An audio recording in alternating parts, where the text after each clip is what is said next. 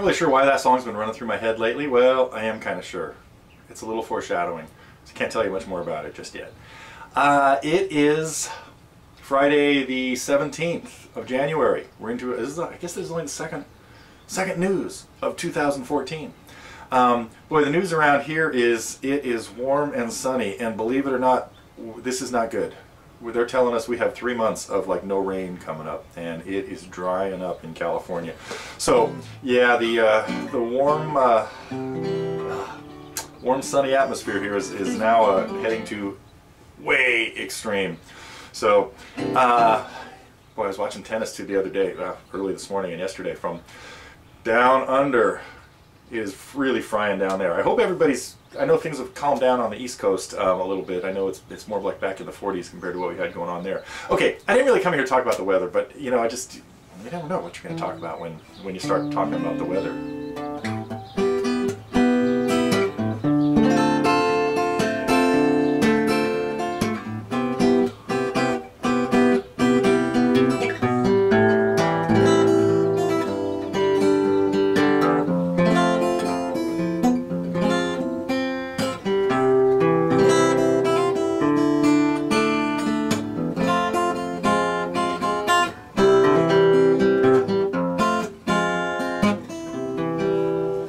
Amazing. You just never, I don't know what songs pop into your head. No mystery as to why that one just did either. Wait, I have a lot of things to tell you. I want to talk a little bit about, actually I have some kind of big IGC news coming up. And I want to talk about, the chord that I can't play in this tuning. Jason, you're all over it, man. We'll get back to that. I hope I don't forget. I gotta get focused. Okay, a few things happened this week. So first we'll go over a little bit of material of things that we you know, the new stuff. Finally got the review for Rick's pick out there for Never Going Back Again, and yeah, got another story to tell you about Lindsey Buckingham another day. I'll save that. Has anybody seen Rusty Young's story on Neil Young? You got to check this out on YouTube. Rusty Young is, of course, the steel player who was in Poco, and anyway, search on YouTube for Rusty Young tells a Neil Young story. It's pretty funny. Not sure where that came from either. But, okay. Oh, because we were talking about Lindsey Buckingham. Got it. Wiley, I finally got around to posting half of Wiley's lesson, where we were taking a look at Paul Thorn's song. And there's another half coming up. May get to it next week, except as I mentioned before, I'm kind of backlogged right now on Fly on the Wall, so I haven't been shooting much stuff, except I did. Sandy and I went through Rosa May yesterday. I'm hoping to get to a review of hers so everybody can hear some of the stuff that we talked about in case I don't get the Fly on the Wall up in the near future. Okay, what did we have as far as other songs, though? We had Tommy Boyce and Bobby Hart.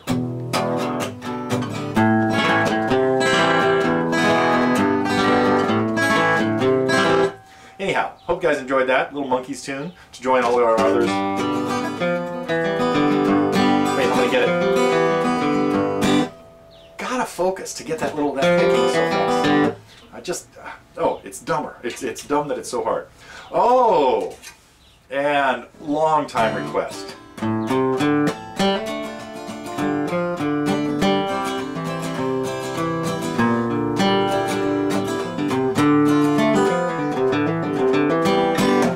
Finally got to Dire Straits. I had a great time putting together the last couple of Dire Straits tunes. Those were two that have been on my list for a couple of years, actually. And I started working on this Espresso Love a long time ago, and it just got sidetracked, and I finally made time, you know, last week to get that one rolling. And of course this time we added Demand's Too Strong, which means, Chris, you have to make plans to come to the IGC this year. Didn't I cut you that deal before? I said I'll do that song if you drop whatever else you're doing and you come join us in September. What else? Oh, we had Neil Young, Dreamin' Man. That was an example of one of those, again, from the recommend a lesson list. And sometimes something just comes up there, and I see it, and I say, you know what, I got to do it. I've been meaning to do it. So yes, it only had one vote, but it was worthy. Unusual. I guess I'll get to the chordal question there. What is that chord when we've got an F and a C in the bass, and then a D and a G and a B and another D? It is. Jason, I'm with you on this. I could go with F6 sus2 add sharp 11. And then someday we'll get the Al Stewart song up here where he talked about the add sharp 11 chords. And however, if you've got a sharp 11, which is also a fourth, and you don't have, neighbors are back to work, and you don't have the third, we're back in the suspended world. So this one could also be considered a suspended sharp 4, and a suspended 2, and a 6. F6 sus 2 sus sharp 4. Could work. Or it could also just, well, never mind. But I would have gone with Jason's call there. F6 sus 2 sharp 11. Add sharp 11. Because we don't have a 7th. If we put sharp 11 in there, we'd assume a 7th and a 9th. Ah, but we do have a 9th. Still some possibilities on that. And then Vanessa put together a really cool tune for us this week on Let Her Go, suggested by Matt, one of, you know, somebody we near and dear to our hearts. Has not been too visible on at the site lately, but he's still working really hard behind the scenes and making things happen. So once in a while he'll come up and say, hey, you got to do this song, got to do that song, you know, or we should think about it. And he usually has some pretty good suggestions. So that was kind of cool that we got around to a pretty recent song. And let's see, what else did we do this week? Oh, we had you know, Doug Young does I think it's the first Sunday of every month, does this acoustic, and oh Scott, I will get to your question about this, does an acoustic night with 3 guitar players, and they kind of pass the hat, or pass the ball, kind of, or, you know, pass the torch maybe. They take turns playing songs. Doug usually starts, and this last one a couple weeks ago, so we're putting them up kind of one at a time so you can appreciate them all. And then we ended up with a song, so his song Autumn Roads, and I did talk to him just last night about possibly doing a lesson on it, so because it is pretty cool. So that was a great suggestion, Scott. And then we had a song today, a song by Todd Hallowell. Now I don't know if you guys know Todd Hallowell. He's a really he's a great finger-picking player. Made a few albums. I've met him a few times. We've had a couple little conversations and stuff. But he's written some great tunes. And Stu Frazier played one of his songs called Leola Kay. And when I first saw the name of it, well, never mind. Scott Joplin had a ragtime piece called Leola. So hope you enjoyed that. And what else? That was it for new material, I think. I have two last things I want to talk about. I think I got to most of the stuff I wanted to get to. Yeah. One of them was...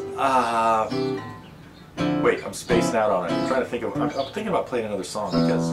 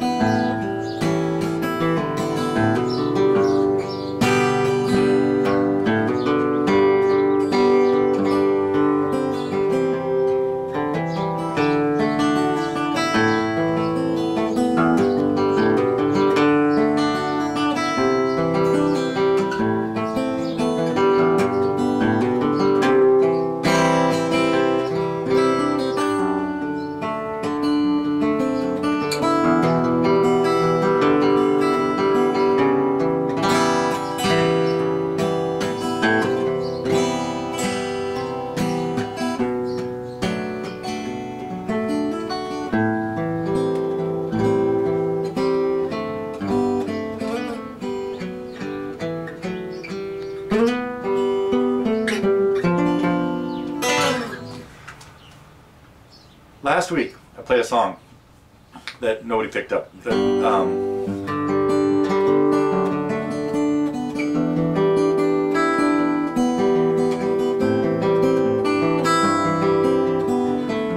What's a D? Look up a guy named John Dawson Reed. I believe it's R-E-A-D. Just a hint. Other essential listening. That was one of the things I wanted to get to today. Just the other day, as I've probably mentioned before, I usually have music playing in the yard and all over the house, like all day long. And one of my favorite playlists really is just, I pop in 3 British bands. Well, I call them British only because one of them's Irish, but the other 2 were English. And it's Kim Simmons, who was the stalwart, or was the guitar player, still travels, I think, using the name Savoy Brown. And albums that came out, Street Corner Talkin' and Raw Sienna, were 2 albums that just knocked me out in the early 70s, along with 3 really cool 10 Years After albums, Watt, Cricklewood Green, and A Space in Time.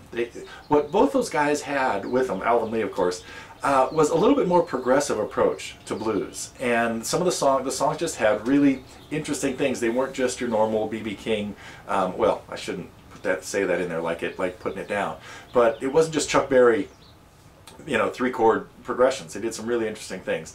And even on the, maybe on an even different level, Rory Gallagher, Irish guitar player, put out some great stuff. And so his first album, just called Rory Gallagher, is really, that's why I labeled that thing Essential Listening. So I hope you guys have had a chance to check out some of the albums by those 3 characters. Now, there were a lot. Of course, John Mayall, I guess I talked about British Blues Essential Listening, and I didn't even talk about John Mayall, or John Mark, or Johnny Almond, who were, of course, I got to do some songs from the Turning Point.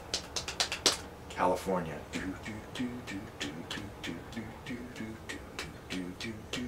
Sawmill Gulch Road, is that what it's called? No.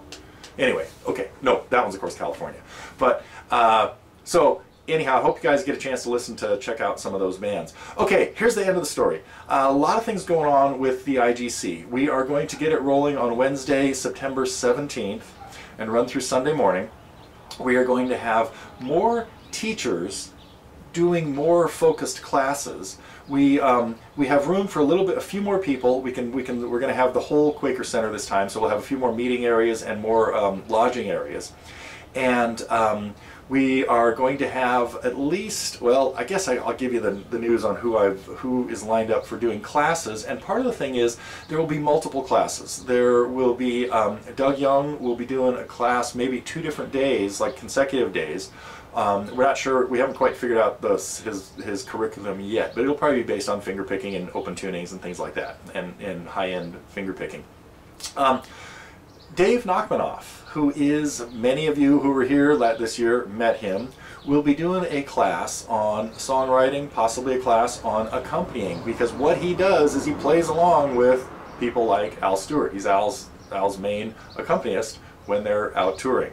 So Dave will be with us for a couple of days. So both those guys will be there and available more than just for like a 2-hour little special workshop or something. They're going to be like doing things while they're there. And of course, Vanessa. Just got off the phone with Vanessa before I came in to shoot this, and she is committed and booked, and she will be helping us run open mic stuff, and she'll be doing some group sing-along type things too. We're going to have a plan for people to have songs they've worked on in advance that then they will come together and play. So we'll get all that scoped out. So we've got 4 days set aside in the middle of September, the 5th. What did I just say? No, it's the 17th. We'll start on Wednesday the 17th in the late afternoon and checking out on Sunday, which must be the 21st. It's going to really help me to look at a January calendar. But it's got to add up right. Anyway. And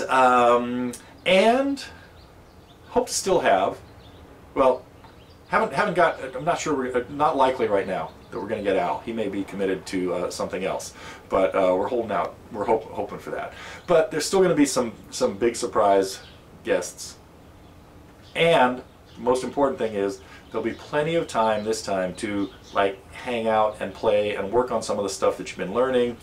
And this time what I'll be doing, my plan is to run a little bit more of masterclass sessions which are basically going to be group fly on the wall things, where however big a group is there, it won't necessarily be the whole group at once, but we might split up into smaller things. But as well, we'll of course videotape the whole thing and have everybody have access to all of it, and we're still working on that. We're working on the videotape for last year's attendees.